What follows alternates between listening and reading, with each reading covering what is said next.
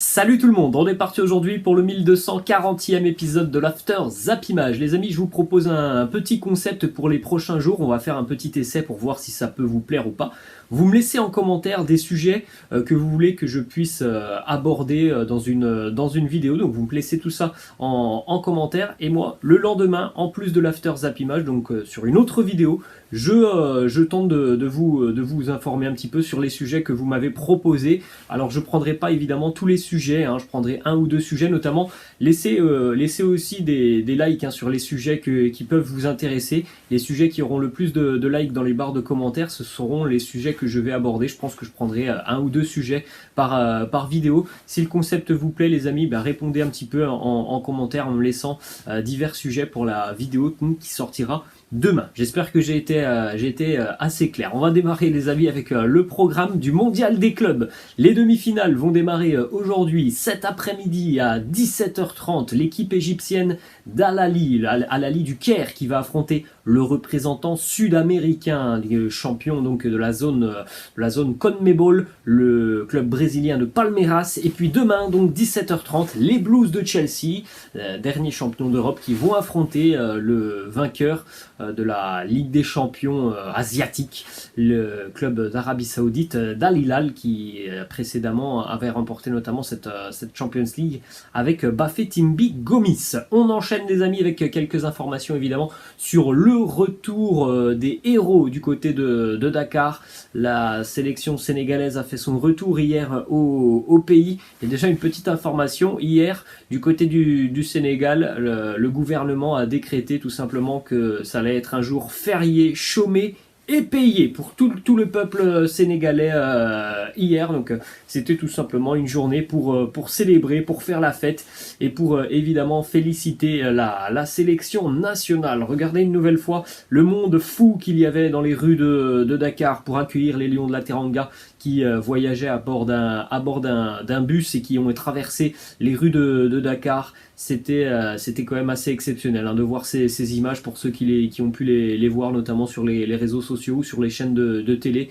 C'était assez dingue de voir la folie et la passion du peuple sénégalais pour sa sélection et pour célébrer donc cette première CAN dans l'histoire de la sélection sénégalaise. Une petite image aussi assez marquante, regardez hier le sélectionneur Aliou Cissé sur le toit du bus avec le trophée de la CAN et regardez le monde qu'il y a autour de ce bus. Ça c'est une image quand même assez exceptionnelle. On enchaîne aussi avec les images dans la nuit de dimanche à lundi. Regardez Sadio Mané qui va se coucher avec le trophée de cette CAN. Sadio Mané qui a annoncé hier que à vie ça restera le plus grand trophée qu'il aura remporté au cours de sa carrière. Ensuite, une petite info aussi de Sadio Mané qu'il faut certainement prendre sur le ton de l'humour. En tout cas, c'était dimanche juste après le match, lorsqu'il était invité sur un live Instagram. Sadio Mané, il a répondu notamment à Pape Gueye, le milieu de terrain de l'Olympique de Marseille,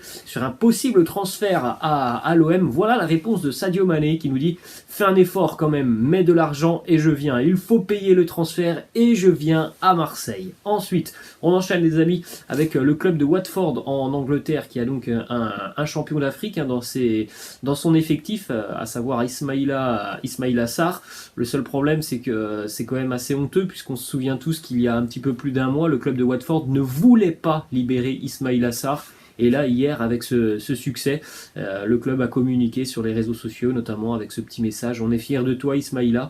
Alors qu'on rappelle quand même qu'il y a un petit peu plus d'un mois, le club ne voulait pas libérer le joueur pour qu'il participe à la CAN. On enchaîne les amis avec cette image aussi. Ça, c'est la bouteille d'eau du portier égyptien dimanche lors de la finale.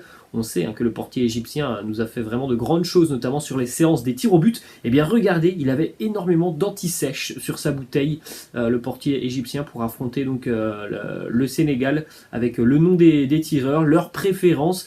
Bon, visiblement, ça n'a pas fonctionné sur cette séance. Ça avait bien fonctionné, notamment sur le tour précédent face au Cameroun. On continue les amis avec le 11 de cette CAN, avec notamment évidemment la présence de beaucoup de joueurs joueurs sénégalais, la présence aussi de quelques Égyptiens, un Marocain, des Burkinabés et puis le buteur Vincent Aboubakar du Cameroun. Edouard Mendy dans les buts.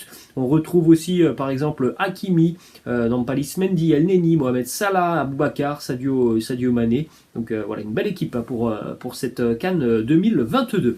On continue les amis avec une information qui concerne une compétition internationale qui aura lieu dans 6 ans maintenant, l'Euro 2028. Il y a une nouvelle candidature pour l'Euro 2028. La Grande-Bretagne et l'Irlande déposent une candidature commune pour organiser l'Euro 2028. Pour rappel, l'Euro 2024 se disputera en Allemagne. Ensuite, on enchaîne les amis du côté de la France. Une information du côté de l'Olympique Lyonnais. Mauvaise nouvelle pour les Gaunes. Ryan Cherki souffre d'une fracture du pied. Il sera absent au minimum 3 mois. C'est pas loin d'être la fin de saison pour Ryan Cherki qui s'est blessé le week-end dernier face à l'AS Monaco. Toujours du côté de la Ligue 1, on va dans un club en grande difficulté, les Girondins de Bordeaux. L'entraîneur suisse Vladimir Petkovic est mis à pied, on en avait parlé hier, des résultats catastrophiques pour les Girondins depuis le début de saison. Vladimir Petkovic est donc mis à pied pour le moment. On n'a pas le nom du successeur de Vladimir Petkovic. On regarde quelques informations notamment sur l'aspect défensif des Girondins de Bordeaux qui ont encaissé 58 buts en 23 journées, pire défense d'Europe. Regardez notamment des grosses claques pour les Bordelais cette saison. 4-0, 3-0, 5-2, 6-0, 5-0. Ça fait vraiment beaucoup pour les Girondins. On va poursuivre les amis du côté de Paris avec un soulagement déjà du côté du Paris Saint-Germain après la blessure d'André Di Maria ce week-end face à Lille. Plus de peur que de mal pour André Di Maria qui ne souffre que d'une simple fatigue musculaire, aucune lésion pour André Di Maria. Donc il est très incertain tout de même pour le match de ce week-end face au Stade Rennais. En revanche, du côté du Paris Saint-Germain et du staff médical, on se veut assez optimiste sur la présence d'André Di Maria face au Real Madrid dans une semaine maintenant. Déclaration de Marco Verratti qui nous dit avec les joueurs qu'on a, on ne peut pas se contenter d'une victoire, il faut toujours s'améliorer. Chacun d'entre nous doit penser qu'on peut faire plus et on doit faire plus. C'est vrai, on le sait, du côté de Paris, on a parfois la sensation que cette équipe, elle n'est pas rodée, elle n'est pas huilée. Les joueurs doivent le ressentir aussi sur le terrain. Quand ils font des bons matchs, on doit le dire, et ça a été le cas du côté de Lille. Malheureusement, c'est beaucoup trop rare cette saison. On enchaîne avec une déclaration de Jérôme Roten dans son émission Roten s'enflamme. Il nous parle de la prolongation de contrat de Kylian Mbappé et Jérôme Roten est lui assez clair. Il n'y croit pas. Tout simplement, il nous dit prolonger au Paris Saint-Germain, c'est mort à tous les niveaux. Encore plus par rapport à ce qu'il se passe depuis le début de saison. Pour moi, il ne prolongera pas au Paris Saint-Germain. C'est vrai que il y a quand même beaucoup d'éléments qui peuvent nous laisser penser que Kylian Mbappé ne continuera pas l'aventure avec le PSG, comme le dit Jérôme Roten, ce qu'il se passe depuis le début de saison au Paris Saint-Germain, où au final, sans un grand Mbappé, le PSG serait certainement en grande difficulté cette saison. Et puis tout simplement parce que quand tu es à 4 mois maintenant de la fin de ton contrat avec un club et que tu n'as toujours pas prolongé, il n'y a pas grand chose à dire si ce n'est que ça sent pas bon tout simplement pour le Paris Saint-Germain. En général, un joueur lorsqu'il veut continuer avec un club, il y a des accords, des négociations qui avancent un petit peu. Franchement, des négociations qui avancent entre Mbappé et le Paris Saint-Germain. Ça fait quand même plus d'1 an maintenant qu'on n'entend aucune avancée positive dans ce dossier. On continue les amis avec une petite information et surtout une petite déclaration par le biais d'un communiqué des groupes de supporters ultra du Paris Saint-Germain qui sont assez mécontents du club, de la gestion du club. Voilà une partie de la lettre qui a été donc envoyée par les groupes ultras au board parisien. Le visage d'un club obnubilé par les ventes de maillots au point d'en oublier ses couleurs et de faire l'affront au public du parc de jouer avec un maillot extérieur à domicile. Le visage d'un club qui empile les stars comme un enfant gâté, sans souci de cohérence sportive. bon, on peut pas donner tort aux supporters du Paris Saint-Germain. C'est vrai qu'il y a des choses quand même particulières, hein. C'est très marketing cette équipe du PSG. Le fait, moi, j'arrive pas, hein. Le Paris Saint-Germain a des couleurs, ces couleurs doivent être respectées au Parc des Princes. On voit depuis quelques semaines le PSG jouer en noir à domicile. Moi, j'accepte pas du tout ce genre de choses. Et puis après, bon, bah, évidemment, on va pas revenir sur les arrivées de grandes stars du côté du Paris Saint-Germain, où depuis quelques années, on le sait, voilà, le PSG empile des joueurs de grande qualité, mais au final, le Paris Saint-Germain ne construit pas réellement un collectif. On poursuit les amis avec une information du quotidien Marca, le quotidien espagnol, qui annonce que Zinedine Zidane a de nouveau posé une condition à son arrivée du côté du Paris Saint-Germain, ce serait l'arrivée de Cristiano Ronaldo. Donc bon, c'est quand même à prendre avec des pincettes, ça nous vient d'Espagne, du quotidien Marca, ça n'a pas été relayé en France. Mais c'est sûr que Cristiano Ronaldo, dans un vestiaire, c'est un homme qui fait énormément, hein. Ça, on va pas se mentir dessus. C'est quelqu'un qui peut rebooster tout le monde et qui a vraiment une exigence assez folle et qui en demande beaucoup à ses coéquipiers. On continue les amis du côté du Real Madrid.